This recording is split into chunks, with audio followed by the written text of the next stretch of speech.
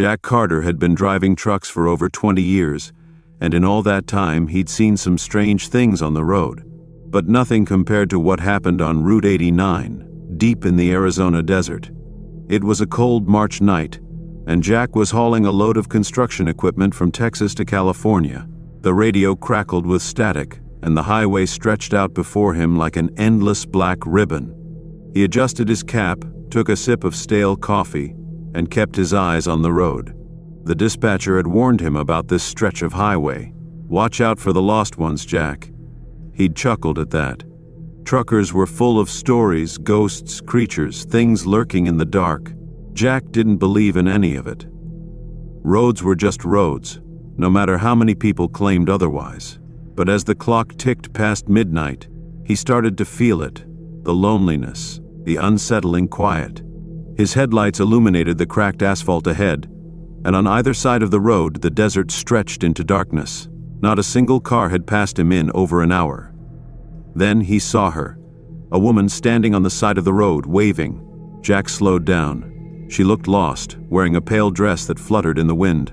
Her long black hair covered most of her face, but her body language screamed desperation. Jack wasn't the kind of guy to leave someone stranded in the middle of nowhere.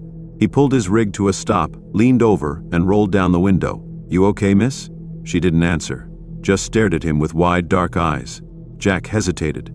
Something about her was off, but he wasn't heartless. "I can drop you at the next gas station," he offered. "It's about 30 miles up." The woman nodded and climbed into the truck. The scent of dry earth and something faintly metallic clung to her.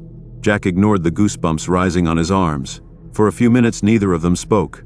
The road hummed beneath them, and the woman sat perfectly still, staring out the windshield. Jack cleared his throat. "What's your name?"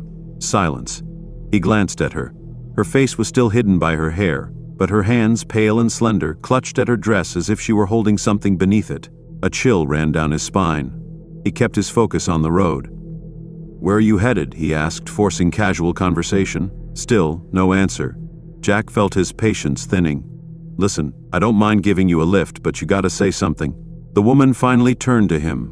Her face was deathly pale, her eyes too large, too dark. And when she opened her mouth, nothing, no teeth, no tongue, just a gaping black void. Jack's hands jerked the wheel, sending the truck swerving onto the shoulder. The woman let out a horrible, hollow wail, a sound that didn't belong in this world. Jack's heart slammed against his ribs as he fumbled to reach for the door handle. Then she vanished. One moment she was there, her mouth wide with silent screams. The next, she was gone. Jack sat there, panting. His truck rumbled beneath him, but the cab was empty. The only sound was the wind whistling through the desert. He forced himself to breathe, to think. Had he imagined it? Maybe the long hours were messing with his head. Maybe the isolation was playing tricks on his mind. Yeah, that had to be it. Shaking, he put the truck in gear and pulled back onto the road. He needed to get to the next town, grab a coffee, and get his head straight. Then, in his side mirror, the woman was there, running alongside the truck. Jack's blood turned to ice. No one should be able to keep up with a moving 18-wheeler. But there she was, her bare feet slapping the pavement, her hair whipping in the wind. He pressed the gas pedal harder, speeding up. She didn't stop, didn't slow. Her face twisted into something inhuman, her jaw unhinging wider, stretching into an impossible grin.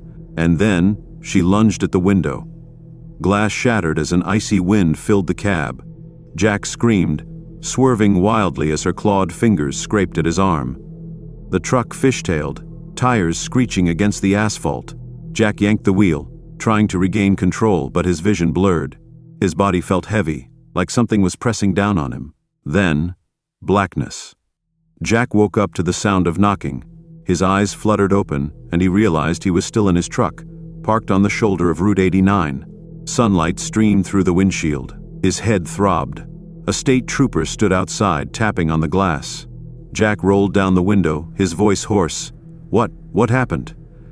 "You tell me," the officer said. "We got a call about an abandoned rig. Found you passed out."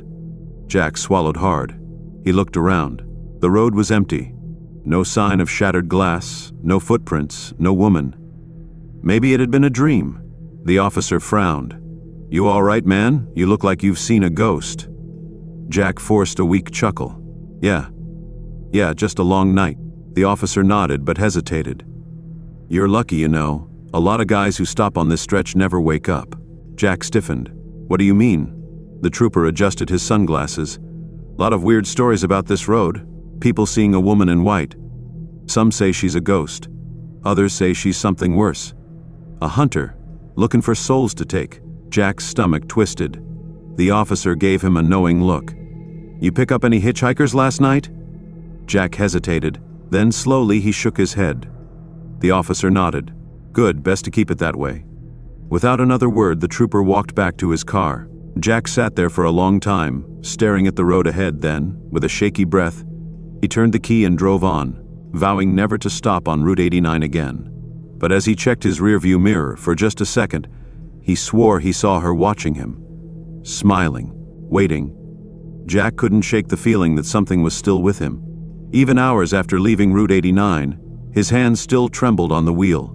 He had driven straight through the next town, skipping the coffee and rest break he had promised himself. Something inside him screamed, "Don't stop, don't stop, don't stop." The road stretched ahead, winding through the desert like a serpent. His CB radio crackled now and then, but the voices were distant, ghostly whispers lost in static. He checked his side mirror again. Nothing. Just the endless desert and the orange glow of the setting sun. He exhaled a breath he hadn't realized he was holding. Just my imagination, he muttered. Then the radio screeched. A horrible, ear-piercing burst of static, followed by a voice. You left me. Jack's blood ran cold. The voice was distorted, hollow, but it was her. The hitchhiker. His foot slammed on the gas pedal, the truck's engine roaring. The desert blurred past him, the road twisting and turning. He just had to get to a city, to people. The CB crackled again. Why did you leave me, Jack? His name. His chest tightened. He hadn't told her his name. A flicker in the mirror, a face. Inside the cab. Jack turned his head so fast his neck cracked, but the passenger seat was empty. He swallowed hard, gripping the wheel tighter. He forced himself to look at the road ahead, but his instincts told him not to look in the mirror again. But he couldn't help it. Slowly he glanced up. She was there, sitting in the sleeper cab behind him, her hair draped over her face, her hands folded neatly in her lap. Jack's throat tightened. You're not real. She didn't move, didn't breathe. Then ever so slowly she lifted her head. Her skin was too pale, stretched too tight over her face, and her eyes, black bottomless, bored into him. Her mouth twisted into an unnatural smile, lips peeling back over teeth that weren't human. Jack yanked the wheel. The truck veered off the road, skidding across the gravel shoulder. The trailer fishtailed, tires screeching. Jack fought for control, his heart hammering, his vision blurring. Then, bam! The world went dark. Jack came to with a splitting headache. His truck was still running, idling on the side of the highway. Somehow, miraculously, he hadn't crashed. He checked his surroundings. The road was empty. The desert stretched out, untouched. His windshield wasn't broken. The cab was just as it had been before. Had he imagined everything? His radio crackled. Wake up, Jack. The voice wasn't hers this time. It was his own. Jack's stomach lurched. He turned the dial, trying to silence the radio, but it kept crackling. Then, the mirror. His reflection was smiling, his own face, his own eyes. But something was wrong. The reflection wasn't copying his movements. It was staring at him, grinning wider, its mouth stretching too far, teeth growing too long. And then it spoke.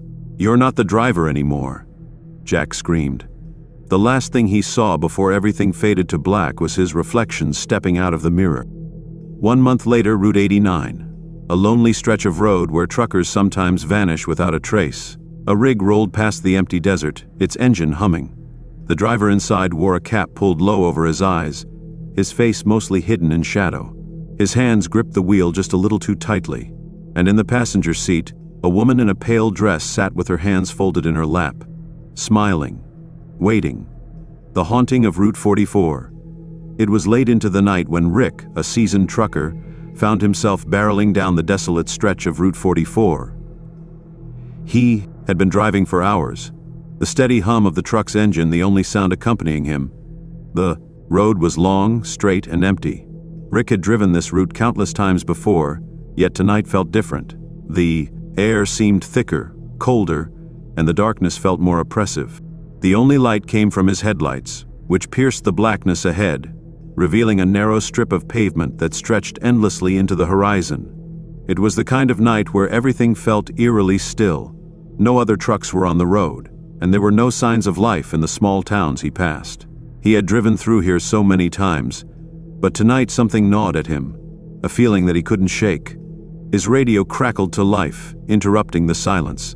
It was the usual static, followed by a faint voice. "Rick, can you hear me?" the voice said. Rick frowned. He hadn't spoken to anyone over the radio for hours. "Hello?" Rick answered, his voice strained with confusion. But the only response was a low, hollow sound, like the wind, but with an unsettling undertone. He reached for the volume dial and turned it down, shrugging it off. "Probably just interference," he muttered to himself. As the night pressed on, Rick's mind began to play tricks on him. He glanced at the clock on the dashboard. It was already past midnight. He had been on the road for nearly 12 hours straight, but he still had miles to go before he could reach the next rest stop. The fatigue was starting to set in, but there was something else tugging at him. A deep, unsettling feeling in the pit of his stomach. Suddenly, his headlights caught something in the distance, a figure standing by the side of the road. Rick slammed on the brakes, the tires screeching in protest as he brought the truck to a halt. What was it? A person? A trick of the light? The figure was still there, just standing motionless at the edge of the road. Rick's heart raced as he squinted, trying to make out any details. The person was tall, their shape barely distinguishable in the darkness. They wore a long, tattered coat that fluttered in the wind. Their face was hidden in shadow, but something about them seemed wrong. Rick felt his grip tighten on the steering wheel, unsure of what to do. He had heard stories, of course, every trucker had. Tales of strange occurrences on Route 44, but he had always dismissed them as just that, stories. He wasn't the superstitious type, yet this felt different. As if sensing his hesitation, the figure began to move. Slowly, deliberately, it stepped into the beam of Rick's headlights. For a moment, the two were locked in an eerie standoff. The figure didn't move, its face still hidden in the darkness. Rick's mind raced. Should he stop? Should he help? Then, without warning, the figure reached up and pulled back its hood. What Rick saw made his blood run cold. The face was pale, almost ghostly, with deep, hollow eyes that seemed to stare straight through him. Its mouth was twisted into a grotesque smile, and as it opened its lips, a low, guttural voice emerged. "You shouldn't be here," the figure rasped, its voice as cold as the wind. "Turn back." Rick's heart pounded in his chest. The voice felt like it was inside his head, reverberating with a malevolent force. He slammed the truck into reverse, his foot heavy on the pedal, but the truck wouldn't budge. It was as if something invisible was holding it in place.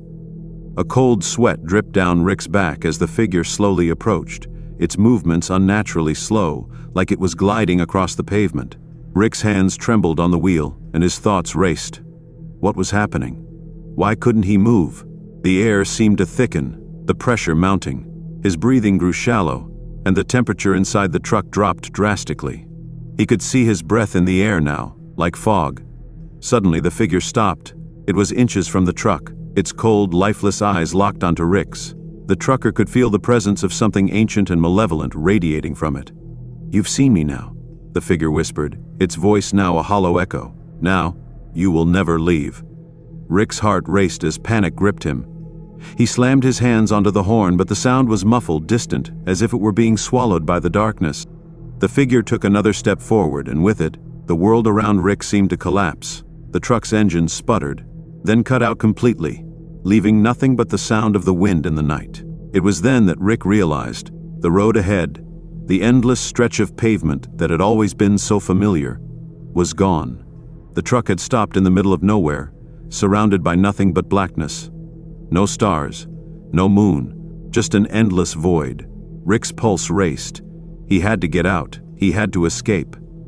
But as he reached for the door handle, the figure was there again, standing right outside, its face inches from the window. Rick froze, unable to move. The coldness from the figure seeped through the glass, creeping into his bones. "You can't leave," the figure whispered again. "You're one of us now." Rick's eyes went wide, and he gasped for breath as everything around him began to distort. The road, the truck, the very air itself twisted. pulling him into an inescapable nightmare. And then, silence. The truck was gone. Route 44 remained empty, just as it always had been. The cold night air whispered through the trees, and the only sound was the hum of the wind. No one would ever know what happened to Rick. He was just another lost soul who had vanished on that forsaken stretch of road, joining the others who had crossed paths with the figure that haunted the night. And if you ever find yourself on Route 44 driving through the emptiness, you might just hear the whisper of a warning, carried on the wind,